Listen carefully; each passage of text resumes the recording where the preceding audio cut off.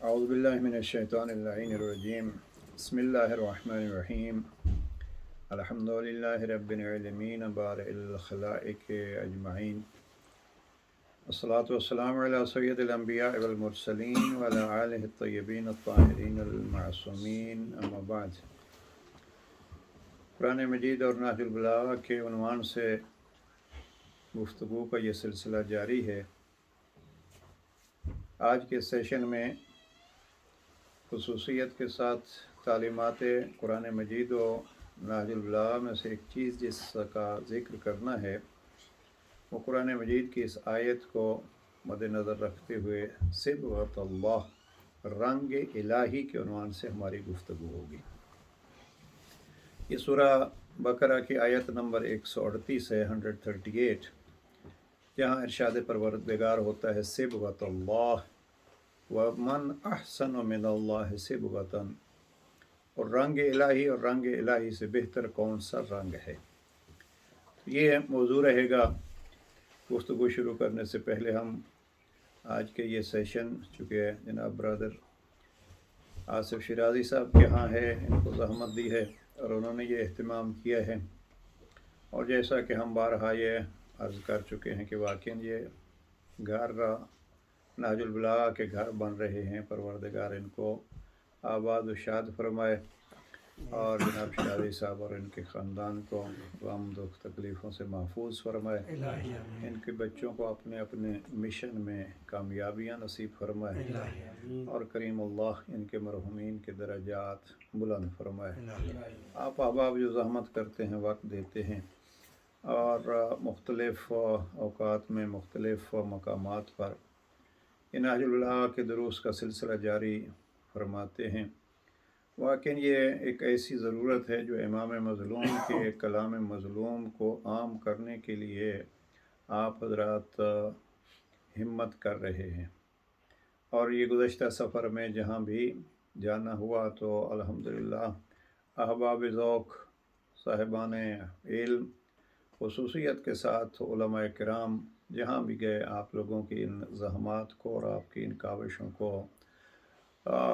ایک تعریفی الفاظ سے یاد کیا، اور ایک اچھی نگاہ سے وہ اس کو دیکھتے ہیں۔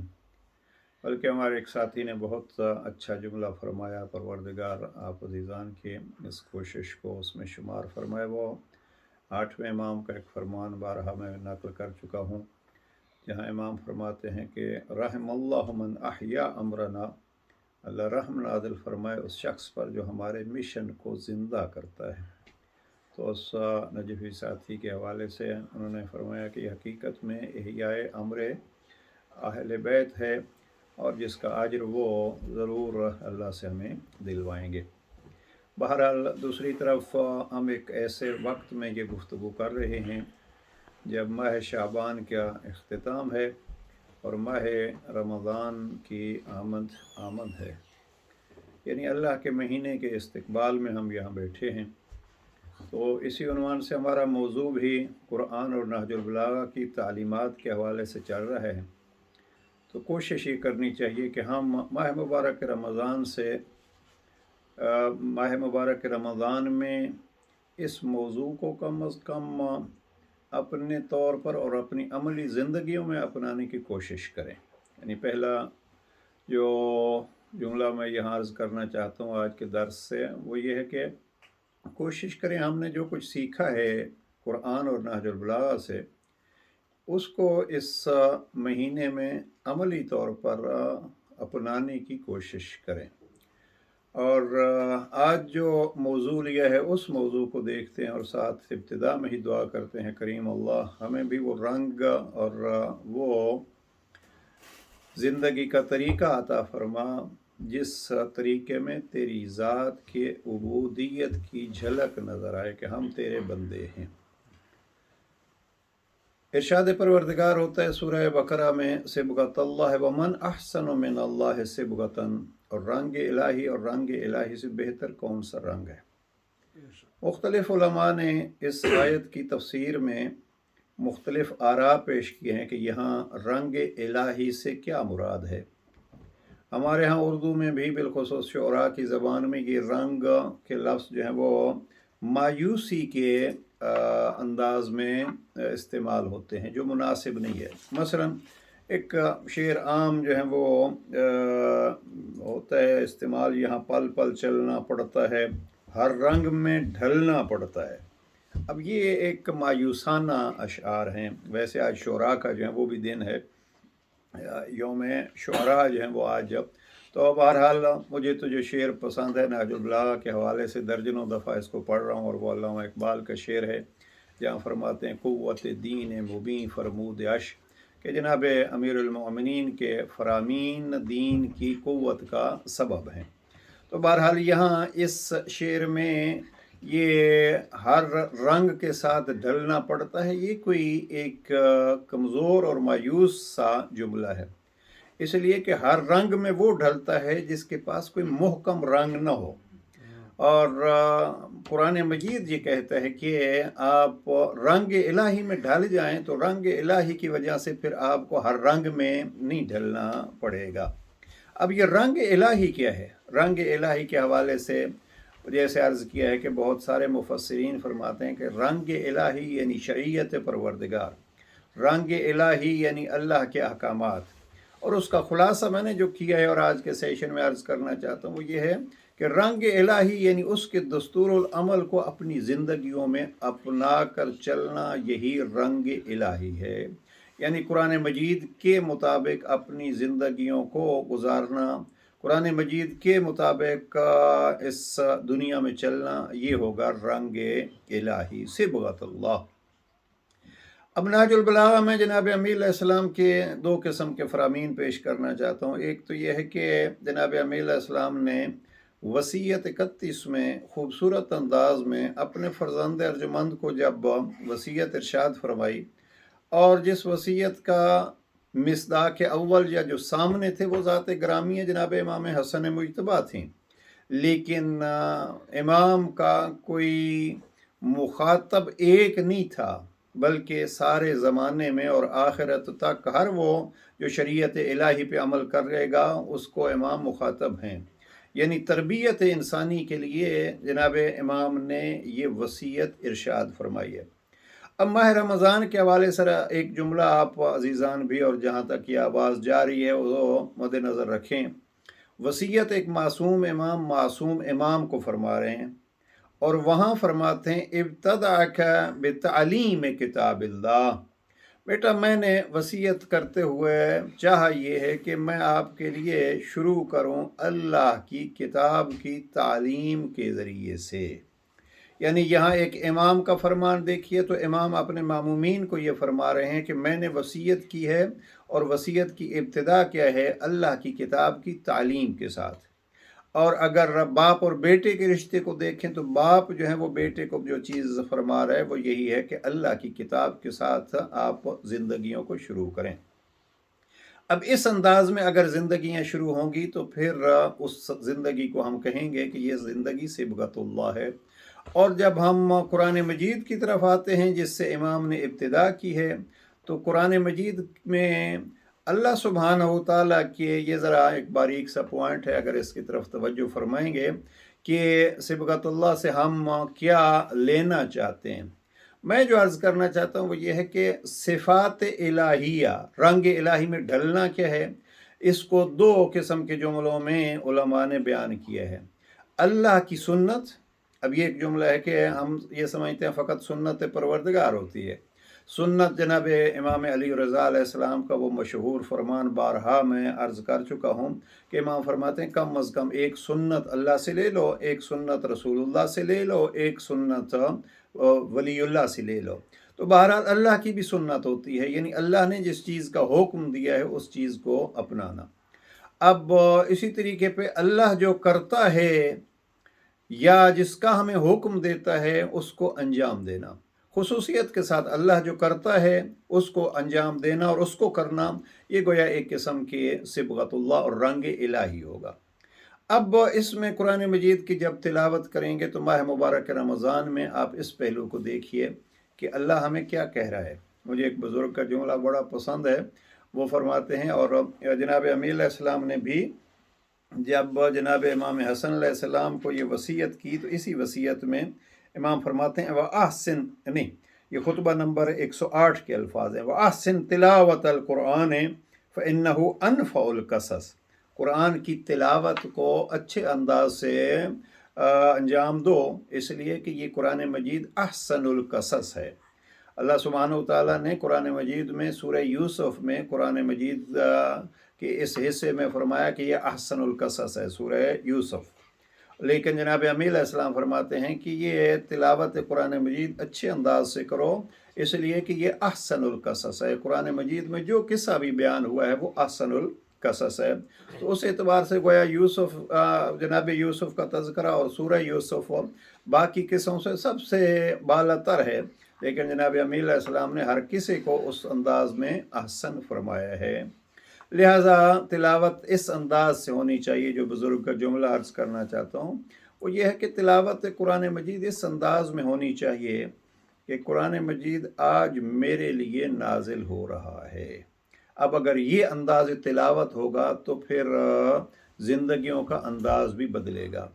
اب احسن القصص میں بھی ہم یہ ہے کہ گزشتہ جو واقعات ہیں وہ واقعات میرے لیے کیا کہتے ہیں، نہ یہ ہے کہ ان واقعات میں انہوں نے کیا حاصل کیا۔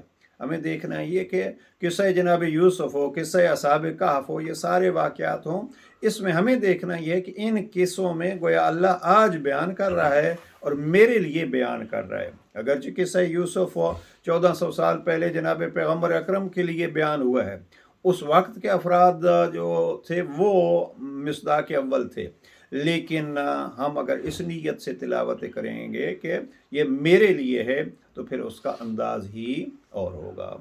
اب کچھ چیزیں ایسی ہیں جو میں عرض کرنا چاہتا ہوں کہ ہم اپنی زندگی میں اپنانے کے لیے ان کو قرآن مجید سے حاصل کریں اور پھر وہ رنگ اپنانے کی کوشش کریں۔ اس کے لیے اگر آپ یہ نوٹ کر لیں، بڑے مشہور جملات ہیں قرآن مجید کے، سورہ قصص کی آیہ 77 ہے، سورہ 28 آیہ 77، ارشاد پروردگار ہوتا ہے وَأَحْسِن كَمَا أَحْسَنَ اللَّهُ إِلَيْكَ، دوسروں کے ساتھ اچھائی سے پیش آؤ جیسے آپ چاہتے ہو کہ اللہ آپ کے ساتھ اچھائی سے پیش آئے۔ بڑے خوبصورت الفاظ یار قرآن مجید ہیں، کلام الہی ہے، لیکن مختصر ترین انداز میں احسن کما احسن اللہ علیک، آپ احسان کرو جیسے اللہ نے آپ پر احسان کیا ہے۔ اور اب اس کو یوں بھی کہا جا سکتا تھا، پہلے احسان الہی کا تذکرہ اور پھر آپ کو حکم دیا جا سکتا تھا کہ آپ اچھائی کے ساتھ پیش آؤ، لیکن انداز تکلم الہی کیا ہے، احسن، پہلے ہمیں حکم دیا ہے آپ اچھائی کرو جیسے اللہ نے آپ کے ساتھ اچھائی کی ہے۔ اب یہ اگر ہم دوسروں کے ساتھ اچھائی سے پیش آتے ہیں تو مقصد یہ ہے کہ ہم وہی کر رہے ہیں جو اللہ ہمیں کہہ رہا ہے، اور جب ہم وہی کر رہے ہیں جو اللہ کہہ رہا ہے تو یہی رنگ الہی ہوگا، یعنی اللہ ہم سے جو چاہتا ہے، اللہ جو رنگ ہم سے پسند کرتا ہے اس کو اپنانا، یہ ہوگا صبغۃ اللہ۔ نہج البلاغہ کو اگر آپ اسی کے ساتھ ملائیں، یہ آیت 77 سورہ قصص وَأَحْسِن كَمَا أَحْسَنَ اللَّهُ إِلَيْكَ، تو خط نمبر 31 کے ایک حصے میں جناب امام نے اس کی گویا یوں تفسیر فرمائی ہے۔ امام فرماتے ہیں وَأَحْسِن كَمَا تُحِبُّ أَن يُحْسِنَ إِلَيْكَ، بیٹا آپ، اس کو میں یوں کہوں گا اور اسی جملے پہ میں بارہا ان دنوں میں زور دے رہا ہوں کہ یہ ہے تفسیر قرآن جناب امیر علیہ السلام کی زبان مبارک سے۔ کیا فرمایا بیٹے کو؟ احسن، بیٹا آپ اچھے انداز سے پیش آؤ یا آپ احسان کرو جیسے آپ چاہتے ہو کہ آپ پر احسان کیا جائے۔ اب یہ ہے احسن کی تفسیر کہ اللہ بھی چاہتا ہے، اور جناب امیر المومنین کی نہج البلاغہ میں بھی تعلیمات یہی ہیں کہ آپ اللہ کے سنت پہ عمل کرو، وہ رب جو چاہتا ہے اسی کے مطابق آپ اپنی زندگیاں ڈھالو۔ اور یہ تفسیر میں دیکھیے، جناب پروردگار کے الفاظ دیکھیے اور جناب امیر علیہ السلام کے الفاظ دیکھیے، ان میں کتنا قرب ہے۔ تو اگر ہم زندگی میں ایک چیز کو اپنا لیں اور کوشش کریں ماہ مبارک رمضان میں اس کی پریکٹس کریں، ہم دوسروں کے ساتھ وہ سلوک کریں جو ہم چاہتے ہیں کہ اللہ ہمارے ساتھ کرے، اب دیکھیے دوسرے کیا کر رہے ہیں، وہ ان کی اپنی زندگی ہے، وہ ہمارے ساتھ احسان کر رہے ہیں یا ہمارے ساتھ زیادتی کر رہے ہیں، اس کو چھوڑیے، ہمیں یہ دیکھنا ہے کہ احسن کما احسن اللہ علیک، ہمیں دوسروں کے ساتھ ایسے اچھائی کے ساتھ پیش آنا ہے جیسے اللہ ہمارے ساتھ پیش آیا ہے۔ اب اللہ ہمارے ساتھ کس اچھائی کے ساتھ پیش آیا ہے، اس کے لیے بڑے خوبصورت صفات الہی جب جناب امیر علیہ السلام نے خط نمبر 31 میں ہی ارشاد فرمائے ہیں، کافی تفصیل ہے، چند جملات اس سے نقل کرنا چاہتا ہوں۔ جناب امیر علیہ السلام جناب امام حسن علیہ السلام کو وصیت میں فرماتے ہیں کہ بیٹا وَعَلَمْ أَنَّ الَّذِي بِيَدِهِ خَزَائِنُ السَّمَاوَاتِ وَالْأَرْضِ قَدْ أَذِنَ لَكَ فِي الدُّعَاء، دعا سے شروع کرتے ہیں۔ بیٹا یاد رکھو کہ جس ذات کریم نے آپ کے ہاتھ میں، جس کے ہاتھ میں زمین و آسمان کے خزانے ہیں، اسی نے آپ کے ہاتھ میں ایک خزانہ دیا ہے اور آپ کو اجازت دی ہے، اور وہ کیا ہے؟ وہ ہے دعا۔ امام فرماتے ہیں زمینوں اور آسمانوں کے خزانوں کا مالک ہے، اور اس نے ایک چابی آپ کے ہاتھ دی ہے، اور وہ کیا ہے؟ دعا۔ اور امام فرماتے ہیں کہ دعا کے ذریعے سے آپ اس کے خزانوں کی چابی کھول سکتے ہیں۔ بہرحال آگے اس کو اگر ہم اس انداز میں لیں، ہم رب سے دعا مانگتے ہیں، پروردگار ہمیں یہ دے، پروردگار ہمیں یہ دے۔ اب میں گزشتہ دنوں کچھ جگہوں پہ یہ عرض کر رہا تھا، ہم کہتے ہیں پروردگار ارحم علیہ، میرے اوپر رحم کر، تو کبھی ہم نے بھی کسی کے اوپر رحم کرنا سیکھا ہے یا نہیں؟ اب ہم کسی پر رحم کرتے رہیں تو گویا ہم عملاً اس سے رب کریم سے یہ دعا مانگ رہے ہیں، پروردگار جس پر ہم رحم کر سکتے ہیں ہم کر رہے ہیں، اب تو ہم پر رحم کر۔ یعنی یہ ہے کہ وہ چیز جو اس نے ہمیں کہی ہے ہم اس کو بجا لائیں تو گویا ہم اس کے رنگ میں رنگے جائیں گے، اور پھر وہ ذات الہی اس کو ہمارے لیے بھی پسند کرے گا۔ تو یہ ہے کہ اس سے رحم طلب کرنے کے لیے دوسروں پہ رحم کریں، اس سے معافی طلب کرنے کے لیے پہلے دوسروں کو معاف کر دیں۔ یہاں جو جملہ نقل کرنا چاہتا ہوں، امام فرماتے ہیں وَلَمْ يُعْيِسْكَ مِنَ الرَّحْمَةِ، اللہ سبحانہ وتعالیٰ نے آپ کو اپنی رحمت سے کبھی مایوس نہیں کیا، بل جعل نضوعك عن الذنب حسنة، بلکہ اس کی ذات نے تیرے لیے گناہوں سے بچنے کو بھی ایک نیکی قرار دیا ہے۔ اب یہ دیکھیے اللہ سبحانہ وتعالیٰ نے جب نیکیوں کا حکم دیا ہے اور فرمایا احسن کما احسن اللہ علیک، اچھائی سے پیش آؤ جیسے اللہ آپ کے ساتھ اچھائی سے پیش آتا ہے۔ اب جب اچھائی کی بات آتی ہے تو وہ کریم کہتا ہے، ابھی قرآن مجید کی آیت کو اگر آپ دیکھیے، یہ سورہ انعام کی آیات ہیں، ارشاد پر سورہ انعام کی آیت نمبر 160 ہے، ارشاد پروردگار ہوتا ہے من جاء بالحسنۃ فلہ عشر امثالھا ومن جاء بالسیئۃ فلا یجزا الا مثلھا۔ عجیب ایک رحمت بھری آیت ہے اور ایک امید بھری آیت ہے کہ جو ایک اچھائی انجام دیتا ہے اللہ اس کے بدلے میں 10 اچھائیاں اس کو دیتا ہے۔ یہ کم از کم اس سے مراد ہے، ورنہ تو وہ 1,00,000 تک کا بھی حدیث میں ہے، آپ ایک کام کرتے ہیں اللہ 1,00,000 برابر اس کا اجر دیتا ہے۔ یہاں اس آیت میں ارشاد پروردگار ہوتا ہے آپ ایک کام کرتے ہیں، اللہ اس کی ایک اچھائی کے بدلے میں آپ کو 10 اچھائیاں دیتا ہے، اور پھر آپ سے جب برائی سرزد ہوتی ہے تو فقط اس کے برابر میں آپ کو وہ سزا دیتا ہے۔ اب یہ اس کے کرم کی ایک نشانی ہے، لیکن جناب امیر علیہ السلام نے اس حصے میں جو اس کا کرم بتلایا اس کو دیکھیے۔ جناب امیر علیہ السلام فرماتے ہیں بیٹا وَلَمْ يُعْيِسْكَ مِنَ الرَّحْمَةِ، اللہ کی رحمت سے مایوس مت ہو، بل جعلك نزوعك عن الذنب حسنة، آپ گناہوں سے بچیں گے۔ اب یہ ہے تفسیر نہج البلاغہ۔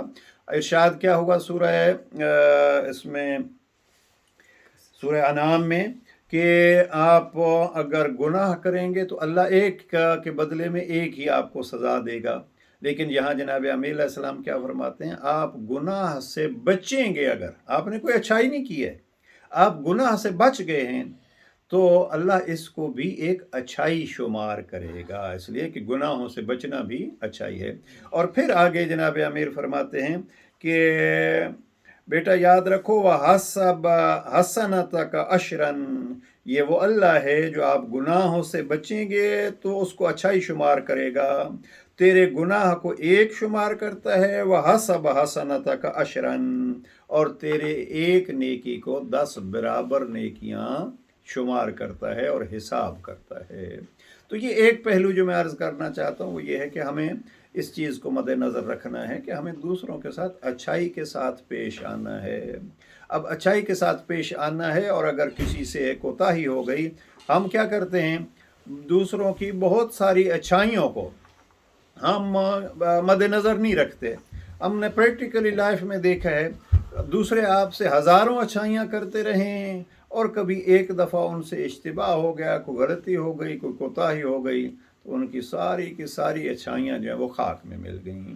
لہٰذا ہمیں بھی رنگ الہی اگر اپنانا ہے تو اس رنگ الہی میں ہمیں یہ مد نظر رکھنا ہے کہ اگر کوئی بندہ بھی ہمارے ساتھ ایک اچھائی کرتا ہے تو اس اچھائی کو، بس ایک ہی اچھائی کو، میں تو اس کا قائل ہوں کہ پھر وہ زندگی میں، بلکہ ائمہ معصومین علیہ السلام کی روایات میں ہر وقت کسی کو آزمانے کے چکر میں مت پڑیے۔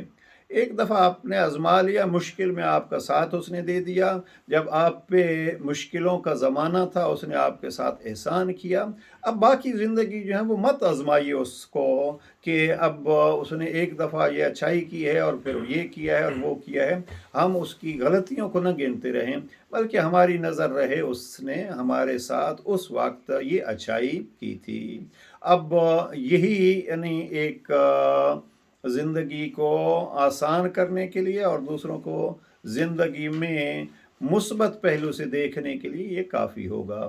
تو یہاں جناب امیر علیہ السلام نے اس آیت کی گویا تفسیر فرمائی کہ ایک کے بدلے میں اگر گناہ ہے تو ایک ہی لکھے گا، وَحَسَبَ حَسَنَتَكَ عَشْرًا، اور تیرے لیے حساب کیا ہے ایک اچھائی کے بدلے میں 10 اچھائیوں کا۔ یہ چند صفات اگر وقت ملے تو ہمارے یہ گزارش ہے کہ کم از کم مثلا ایک حصہ نہج البلاغہ کا ہم اپنے طور پر جو ہے وہ پڑھ لیں، ضروری نہیں ہے، مثلا 2 منٹ کے لیے 2 فرامین جو ہے قرآن مجید کی تلاوت جب ہم کرتے ہیں تو اس تلاوت کے متعلق جو ہے وہ حدیث جو ہیں کم از کم 50 آیات جو ہے وہ تلاوت ہو جانی چاہیے۔ اگر ایک ساتھ نہیں کر سکتے تو ماہ رمضان میں کم از کم جو ہے وہ ہم 2 حصوں میں کر کے، صبح کر کے شام کر کے جو ہے اس میں یہ 50 آیات کم از کم مکمل کر لیں۔ البتہ بارہا عرض کر چکا ہوں اور پھر دہرا رہا ہوں اس کو کہ جب تلاوت ہو تو اس انداز سے کہ یہ آیت میرے لیے نازل ہوئی ہے، اب پھر آدمی دیکھے گا کہ یہ مجھے کیا کہہ رہی ہے، تو اس انداز سے انشاءاللہ ہم ایک مہینے میں بھی وہ رنگ الہی کو اپنا سکتے ہیں۔ تو بہرحال اوصاف الہیہ کو اگر دیکھنا ہے کہ وہ رنگ الہی کیا ہے تو ایک یہ ہوگا کہ یہ حسنہ کے بارے میں۔ آگے آپ اگر اس حصے کو دیکھیں، عرض یہ کر رہا تھا کہ اس وصیت کو کم از کم اگر ہم ایک دفعہ پڑھ لیں۔ اگلا اللہ کا ایک کرم کہیے یا اللہ کی ایک صفت کہیے، وَفَتَحَ لَكَ بَابَ الْمَتَابِ، اور اللہ نے تیرے لیے توبہ کا دروازہ کھول رکھا ہے۔ اب یہ کیا ہے؟ اللہ کی صفت ہے۔ امام امیر المومنین بتلا رہے ہیں اللہ کیا کرتا ہے، اللہ ہر وقت توبہ کا دروازہ کھول کے رکھتا ہے، رات ہو، دن ہو، تاریکی ہو، روشنی ہو، جب بھی آپ ہوں، بندوں میں ہوں، اکیلے ہوں، جب بھی آپ توبہ کریں گے تو وہ کریم اللہ توبہ قبول کر لیتا ہے، اس نے دروازہ توبہ کھلا رکھا ہے۔ اب اگر ہم موضوع کی طرف آئیں کہ ہم رنگ الہی اپنانا چاہتے ہیں تو اس کے لیے ہمیں کیا کرنا چاہیے؟ کسی سے ہمارے متعلق اگر غلطی ہو گئی، زیادتی ہو گئی، ظلم ہو گیا تو ہمارے پاس بھی دروازہ توبہ کھلا رہنا چاہیے۔ اب ہم تو چاہتے ہیں ہم سے غلطی ہو جائے تو اللہ ہمیں معاف کر دے، اور اگر کوئی ہمارے ساتھ غلطی کر لے تو پھر نہیں، ہمارے ہاں معافی کا خانہ جو ہے وہ ہوتا ہی کوئی نہیں ہے۔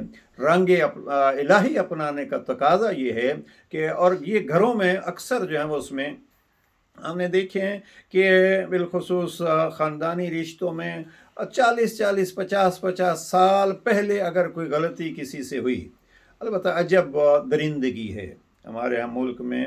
میں آج ایک دیکھ رہا تھا کہ ایک قتل ہوتا ہے، اور وہ قتل یہ کسی اچھے سیاسی کا، آج کی یہ خبر ہے کہ وہ سیاسی جو ہے 50 سالہ خاندانی دشمنی، 50 साल خاندانی دشمنی میں آج وہ MNA یا MPA تھے وہ جو مارے گئے، اور اس میں وہ لکھ رہے تھے کہ تقریباً کوئی 55 سے 60 افراد جو ہیں وہ اس خاندانی دشمنی میں ان سالوں میں مارے جا چکے ہیں۔ اب یہ کیا ہے؟ یہ فقط یہی ہے کہ وہ رنگ الہی نہیں ہے، خاندانی، تعصبی، زبانی، علاقائی، یہ رنگوں سے ہم رنگے ہوئے ہیں۔ اب کئی دفعہ یہ کہتے ہیں ہمارا جو ہے وہ طریقہ یہ نہیں ہے۔ بھئی اپنے طریقوں کو چھوڑو، جس نے آپ کو بنایا ہے اس کا بھی کوئی طریقہ ہے یا نہیں ہے؟ اب اس اللہ کا جو طریقہ ہے یہاں یہ ہے کہ آپ کسی کو چاہتے ہیں کہ معاف کر دیں، اور بہرحال بعض لوگ جو ہیں وہ خاندان کو خدا سے بھی بڑا سمجھتے ہیں۔ ہمارے خاندان پہ جو ہے وہ یہ حرف آئے گا۔ اگر اس اعتبار سے دیکھنا ہے تو جا کے دیکھیے پیغمبر اکرم کو، اور پھر جناب امیر علیہ السلام کی زندگی کو۔ ایک خط میں ظاہراً جناب امیر علیہ السلام کا بڑا خوبصورت فرمان، جناب خط نمبر 29 ہے۔ جناب امیر علیہ السلام فرماتے ہیں فَأَفَوْتُ عَنْ مُجْرِمِكُمْ وَرَفَعْتُ السَّيْفَ عَنْ مُدْبِرِكُمْ۔ خوبصورت الفاظ، کتاب خط نمبر 29 بصرہ کے حوالے سے جناب امیر علیہ السلام فرماتے ہیں فَأَفَوْتُ عَنْ مُجْرِمِكُمْ، تھے تو مجرم، لیکن یہ ہے کہ میں علی نے آپ کے مجرموں کو بھی معاف کر دیا ہے، اور آپ میں سے جو بھاگنے والے تھے ان سے میں نے تلوار روک لی ہے۔ فَأَفَوْتُ عَنْ مُجْرِمِكُمْ، نگاہ امیر المومنین میں مجرم تھے۔ یہ لفظ مجرم بھی جناب امیر علیہ السلام نے شاید ہمارے جیسوں کو سمجھانے کے لیے استعمال کیا ہے، ورنہ یہ لفظ استعمال نہ کرتے، لیکن یہ ہے کہ مجرم بھی تھے۔ جناب امیر علیہ السلام کے کتنے اصحاب کو قتل کیا۔ مثلا جب یہ لوگ بصرہ میں پہنچے تھے تو جناب امام کے اس وقت کے جو گورنر تھے بصرہ کے، جناب عثمان ابن حنیف، جناب عثمان ابن حنیف کے سر کے بال، داڑھی کے بال نوچ لیے اور کیا کیا ان پہ ظلم کیا۔ جب جناب عثمان ابن حنیف جناب امیر علیہ السلام کی خدمت میں پہنچے ہیں تو جناب امیر علیہ السلام ایک ہی بات کرتے تھے، فرماتے تھے اپنے مظلوم ساتھیوں کو کہتے تھے یہ سارا کچھ آپ نے اللہ کے لیے کیا ہے۔ ہمارا خاندانی سسٹم یہ ہے کہ ہم اپنا زور لگاتے ہیں، ہم اچھے بھی بنتے ہیں تو اس وقت بنتے ہیں جب ہمارا بس نہ چلے۔ جناب امیر علیہ السلام فرماتے ہیں کہ جب تیرے پاس قدرت انتقام ہو اور تو اس قدرت کے شکر کے طور پر اس کو معاف کر دے تو یہ بڑی معافی ہے۔ جب ہم قتل کر سکتے ہیں، ہم کسی سے بدلہ لے سکتے ہیں، تو بہرحال یہ حالات جو ہیں وہ جیسے عرض کیا ہے، یہ بعض قبیلوں میں ابھی تک نسل در نسل جو ہے وہ قتل و کشتار چل رہا ہے، فلاں نے اس کو قتل کیا تھا۔ کاش ہم رنگ الہی کو اپنا لیتے تو اللہ سبحانہ و تعالیٰ کا ارشاد قرآن مجید میں بارہا یہ ہے کہ آپ کے لیے توبہ کے دروازے کھلے ہیں۔ یہاں علی علیہ السلام نہج البلاغہ میں یہی پتہ دیتے ہیں اور فرماتے ہیں کہ آپ کے لیے کیا ہے، وَفَتَحَ لَكَ بَابَ الْمَتَابِ، اللہ نے آپ کے لیے توبہ کا دروازہ کھلا رکھا ہے۔ اور پھر فَإِذَا نَادَيْتَهُ سَمِعَ نِدَاكَ وَإِذَا نَاجَيْتَهُ عَلِمَ نَجْوَاكَ۔ ان جملوں کو اگر ہم ماہ مبارک رمضان میں یاد رکھ سکیں، جناب امام اللہ کا تعارف کرا رہے ہیں کہ جب آپ ذرا دیکھیے وَإِذَا نَادَيْتَهُ سَمِعَ نِدَاكَ، آپ اگر آواز کے ساتھ اس کو بلاتے ہیں، نادیتا، چونکہ نادیتا یعنی بلند آواز سے اس کو بلانا، البتہ دونوں میں ایک جیسے نماز بالجہر کا ایک یہ ہے کہ آپ ایسے نہیں ہے کہ شور ہی کرتے رہیں، نماز بالجہر ہے کہ آپ اپنی آواز سن سکیں۔ اب یہ اور اسی طریقے پہ دعا میں یہ نادیتا کا مقصد یہ نہیں ہوتا کہ آپ پورے علاقے کو سنائیں، یعنی آپ آواز سے پڑھیں کہ کم از کم آپ سن سکیں، یہ ندا ہو جائے گی۔ اور اس کے ساتھ ہوتا ہے نجوہ، نجوہ ہوتا ہے کہ آپ بالکل سرگوشی کی صورت میں، تو آپ اگر نادیتا سامع ندا کا، وہ اللہ وہ ہے، آپ مختصر الفاظ میں اگر کہہ رہے ہیں تو بھی سنتا ہے، اگر سرگوشی کی صورت میں کہہ رہے ہیں تو عالم نجوا کا، وہ آپ کے ان نجووں کو بھی، آپ کی ان سرگوشیوں کو بھی جانتا ہے۔ تو اب یہ اللہ کے اس صفات کو جو جناب امیر علیہ السلام بیان فرما رہے ہیں، اگر ہم اس کو مد نظر رکھیں اور ماہ رمضان میں اس کی प्रैक्टिस करें। फ़अफ़ज़ैत इलैहि बिहाजतिक, आपने उससे कोई हाजत चाही तो उसने आपकी हाजत को पूरा किया, मुरादें मांगी और उसके सामने दिल के भेद खोलते हो, उसी से अपने दुख दर्द का रोना रोते हो। अल्लाह वो है जो मुसीबतों से निकालने की इल्तिजा करते हो, अपने कामों में मदद मांगते हो, उसकी रहमत के ख़जानों से वो चीज़ें तलब करते हो जिनके देने पर और कोई कुदरत नहीं रखता, जैसे उम्रों में दराजी, जिस्मानी सेहत व तवानाई और रिज़्क़ में वुसअत। अब ये एक अक़ीदे का मसला भी आ गया। जनाब अमीर अलैहिस्सलाम ने यहाँ 3 चीज़ें खुसूसियत के साथ बयान फरमाई हैं कि इन चीज़ों को अता करने वाला अल्लाह ही है, कोई और नहीं देता। देखिए ख़त 31 अर्ज़ कर रहा हूँ कि वसअलतहु मिन ख़ज़ाइन रहमतिही मा ला यक़दिरु अला इताइही गैरुहु, आप उससे के ख़ज़ाना रहमत से वो चीज़ें मांगते हैं जिसके अता करने का उसके अलावा कोई कादिर नहीं है। वो क्या हैं? 3 चीज़ें यहाँ इमाम ने गिनवाई हैं। मिन ज़ियादतिल आमार, अगर आप उम्रों की दराज़ी तलब करते हैं, जिस्मानी सेहत व सलामती मांगते हैं और रिज़्क़ की वुसअत मांगते हैं, तो ये अता करने वाला अल्लाह ही है। इसलिए हम जब रिज़्क़ की वुसअत की तरफ सवाल करते हैं तो मद्देनज़र रहे कि वो रिज़्क़ के वुसअत देने वाला अल्लाह ही है, बाकी अहले बैत उसके वसीला हैं, हम इनके वसीले से और अल्लाह के इन वलियों के ज़रिए से अल्लाह से मांगते हैं, देने वाला वही है। तो ये हैं सिफ़ात इलाहिया, जिस चीज़ की वजह से मैं इनको यहाँ अर्ज़ कर रहा हूँ वो ये है कि ये औसाफ़ इलाहिया हैं, हमें भी इनको अपनी ज़िंदगी में मांगना चाहिए। परवरदिगार, मेरी जो कुदरत है मैं उस कुदरत के होते हुए दूसरों को सुनना माफ़ कर रहा हूँ, तेरी जो कुदरत है तू दूसरों को माफ़ कर दे। और यही सिफ़ात अमीर अलैहिस्सलाम ने ज़रा दिलचस्प चीज़ देखी है, अल्लाह माफ़ करता है। मुत्तकियों की सिफ़ात जब जनाब अमीरुल मोमिनीन ने नहजुल बलागा में बयान फरमाई हैं, खुतबा नंबर 191 में, तो जनाब अमीर अलैहिस्सलाम ने 2 सिफ़तें जो बयान फरमाई हैं वो अर्ज़ करना चाहता हूँ। वो सिफ़ात तो 110 के करीब हैं। वहाँ फरमाते हैं मुत्तकी कौन होता है? यअफ़ू अम्मन ज़लमहु व युअती मन हरमहु, वो उसको माफ़ कर देता है जो उस पर जुल्म करता है और जो उसको अता करता है जो उसको महरूम रखता है। मैं अगर पलट के कहूँ अपने मौजू के हवाले से, ये है रंग इलाही जो जनाब अमीरुल मोमिनीन एक मुत्तकी में देखना चाहते हैं। कोई अपने फितरत के मुताबिक, अपनी तबीयत के मुताबिक, या यूँ कहूँ अपने घटियापन के मुताबिक जुल्म करता है तो ये अपनी बुलंद तबीयतों के खातिर उसको माफ़ कर देता है।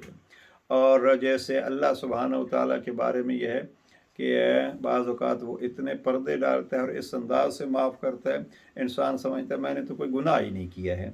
तो अल्लाह वाले यानी मुत्तकी भी वही होते हैं कि जब इस अंदाज में ज़िंदगी गुजारते हैं कि लोग उनके साथ ज़्यादती करते हैं तो ये महसूस भी नहीं होने देते।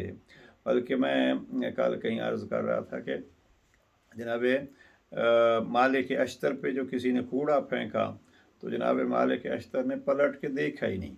वो बड़ा मशहूर वाक़या, जनाब मालिक अश्तर जब उसने कूड़ा फेंका और जनाब मालिक अश्तर मस्जिद में चले गए और नमाज उसके लिए इस्तिग़फ़ार करने लगे और उसको पता चला और वो गया, जनाब मालिक अश्तर ने सलाम फेरा, इसने सलाम किया, मैं आया हूँ आपसे माफ़ी मांगने के लिए। तो पूछा किसकी माफ़ी? वो बाज़ार से गुज़रते हुए, यानी जनाब मालिक अश्तर उनको पहचान भी नहीं सके कि ये वही शख्स है जिसने मेरे ऊपर कूड़ा फेंका था, इसलिए कि उन्होंने पलट के देखा ही नहीं कि वो कौन था। आया हम में ये इतनी हिम्मत और हम में इतनी जुर्रत है तो हम फिर कह सकते हैं कि हम भी मुत्तकियों की सफ़ में हैं, और अगर नहीं है तो फिर यही तलब करनी है रब से। रब करीम भी माफ़ करने वाला है और जनाब अमीर फरमाते हैं मुत्तकी वो है जो उस पर जुल्म करता है वो उसको माफ़ कर देता है। और ये ख़ुद जनाब मालिक अश्तर का तज़किरा आया तो जनाब मालिक अश्तर को जनाब अमीर अलैहिस्सलाम की क्या वसीयत है? जनाब अमीर अलैहिस्सलाम फरमाते हैं मालिक फ़ातिहिम मिन अफ़्विका व सफ़्विका मिसलल्लज़ी तुहिब्बु व तर्ज़ा अन युअतियकल्लाहु मिन अफ़्विही व सफ़्विही। ये ख़त नंबर 53 के जुमलात हैं। और जनाब अमीर अलैहिस्सलाम फरमाते हैं कि मालिक तो हुक्मरान बन के जा रहा है, गवर्नर बन के जा रहा है इसमें मिस्र में। ज़ाहिरन अगर मैंने इश्तिबाह नहीं किया तो ये उस्मान इब्न हुनैफ को ज़ाहिरन मैंने मिस्र का कहा है, वो बसरा के गवर्नर थे। जनाब उस्मान इब्न हुनैफ बसरा के गवर्नर थे, जनाब मालिक अश्तर को मिस्र का गवर्नर बना के भेजा था। तो जनाब मालिक अश्तर को मिस्र का गवर्नर बनाते हुए ये फरमाया है कि वो मखलूक फ़ातिहिम मिन अफ़्विका व सफ़्विका, आप उनको माफ़ करें और उनकी गलतियों से दरगुजर करें जैसे अल्लाह। अब ये है रंग इलाही, जुमला दोहरा देता हूँ। ये नाजुल बलागा के ख़त नंबर 53 के इस हिस्से में जनाब अमीर अलैहिस्सलाम फरमाते हैं कि फ़ातिहिम मिन अफ़्विका व सफ़्विका, आप उनको ऐसे माफ़ कर दें और ऐसे उनसे दरगुजर करें जैसे आप चाहते हैं। मिसलल्लज़ी तुहिब्बु अन युअतियकल्लाहु मिन अफ़्विही व सफ़्विही, जैसे आप चाहते हैं कि अल्लाह आपको माफ़ कर दे और आपसे दरगुजर करे, आप अपने नीचे वालों से यूं ही दरगुजर करें। फिर अजब जुमला कहा, और यहीं हम कहते हैं कि अल्लाह का एक हक़ है और इमाम का भी एक हक़ है। यहाँ अमीरुल मोमिनीन फरमाते मालिक आप उनको ऐसे माफ़ कर दें जैसे आपकी रियाया में कोई गलती करता है, जैसे आप चाहते हैं कि आपसे गलती हो अल्लाह माफ़ कर दे। और फिर फरमाते हैं याद रख मालिक अश्तर, आप उनके ऊपर एक हुक्मरान की सूरत रखते हैं, लेकिन फ़इन्नका फ़ौक़हुम वालियल अम्र अलैका फ़ौक़क, लेकिन तेरा इमाम जिसने तुम्हें वाली बनाया है वो आपके ऊपर है। आप उनके हुक्मरान हो, तुम उन पर हाकिम हो और तुम्हारे ऊपर तुम्हारा इमाम हाकिम है। और फिर इससे भी बढ़ के जुमला अमीरुल मोमिनीन का, वल्लाहु फ़ौक़ मन वल्लाका। हाँ मालिक, मैं आपको तो ये बतला रहा हूँ कि आप रियाया के हाकिम हैं, लेकिन आपका वाली और आपका इमाम अली इब्न अबी तालिब आपका हाकिम है। लेकिन मैं अली ये भी इकरार कर रहा हूँ, वल्लाहु फ़ौक़ वालिका, तेरे इस वाली, तेरे इस इमाम, इस अली पर भी एक हाकिम है और उस हाकिम का नाम है अल्लाह। अब ये है अंदाज़, वक़द इस्तग़फ़ाक अम्रहुम वब्तलाक बिहिम। फिर आगे दूसरे नसीहतें इमाम फरमा रहे हैं। तो यहाँ इमाम ने मालिक अश्तर को भी यही कहा है कि मालिक आपको ज़िंदगी यूँ गुजारनी है और अपने साथ मुंसलिक लोगों के साथ यूँ बर्ताव करना है जैसे आप चाहते हो कि अल्लाह आपसे बर्ताव करे। तो ये है हकीकत में, अल्लाह भी चाहता है हम वैसे करें, अहसन कमा अहसनल्लाहु इलैक, अच्छाइयाँ यूँ अंजाम दें जैसे हम चाहते हैं अल्लाह हमारे साथ अच्छाइयाँ अंजाम दे। और हम दूसरों को माफ़ करना भी ऐसे जैसे हम चाहते हैं अल्लाह हमें माफ़ कर दे। हमारे इमाम भी यही चाहते हैं, मालिक को भी वही फरमा रहे हैं और जनाब इमाम हसन मुज्तबा को भी यही फरमा रहे हैं। खुतबा नंबर 191 में मुत्तकी की सिफ़ात भी यही फरमा रहे हैं। इसलिए हमारी ज़िंदगियों में रंग रंग इलाही होना चाहिए। ऐसा रंग जब होगा तो वो साबित रंग होगा, वरना गरगट की तरह लोग रंग बदलते रहते हैं। मैं अक्सर ये हदीस अर्ज़ किया करता रहता हूँ, ये हदीस मासूम से ज़हरन इमाम मोहम्मद बाक़िर अलैहिस्सलाम से है, और वो हदीस ये है कि इन्नल मुअमिन अशद्दु मिन ज़ुबरिल हदीद, मोमिन लोहे से भी सख्तर होता है, इसलिए कि लोहे को अगर आग में डाला जाए तो आग में जाके लोहा रंग बदल लेता है और सुर्ख हो जाता है। और जब लोहा रंग बदल जाता है कितना वो सख्त होता है, सख्त इतना होता है कि हर चीज़ को उससे तोड़ा जाता है। लेकिन जब वो रंग बदलता है आग की वजह से, तो फिर अब जो उसको बदलना चाहते हैं, उसको मोड़ना चाहते हैं, उसके टुकड़े करना चाहते हैं, उसके बदलते हुए रंग से फ़ायदा उठा के उसको अपनी मर्ज़ी के मुताबिक मोड़ लेते हैं। लेकिन इमाम फरमाते हैं इन्नल मुअमिन अशद्दु मिन ज़ुबरिल हदीद, मोमिन पहले तो रंग बदलता ही नहीं है कि वो फिर रंग बदल जाए उसका, तो फिर लोग उसको अपनी मर्ज़ी के साथ بدلتے رہیں۔ اختتام میں جناب امام جعفر صادق علیہ السلام نے ایک خوبصورت تفسیر جو بیان فرمائی ہے، تفسیر نور الثقلین میں اس کا تذکرہ ہے کہ یہ صبغۃ اللہ کے حصے میں، تو جناب امام جعفر صادق علیہ السلام فرماتے ہیں کہ صبغۃ اللہ سے مراد آئین پروردگار ہے، یعنی قرآن اس کا ایک نمونہ ہے۔ اور پھر کسی نے اس کی تفسیر میں یہ لکھا ہے کل ما تقرب به الی اللہ تعالی صبغۃ، جس کے ذریعے سے اللہ کا قرب اختیار حاصل ہو وہی صبغۃ اللہ ہے۔ پروردگار ہمیں قرآن مجید کے دستور پر عمل کرنے کی توفیق نصیب فرمائے۔ ماہ مبارک رمضان میں یہ سلسلہ ٹی وی پہ بھی آئے گا اور جاری ہوگا۔ پروردگار ماہ رمضان کی برکتوں سے ہمیں فائدہ اٹھانے کی توفیق نصیب فرمائے۔ السلام علیکم ورحمۃ اللہ وبرکاتہ۔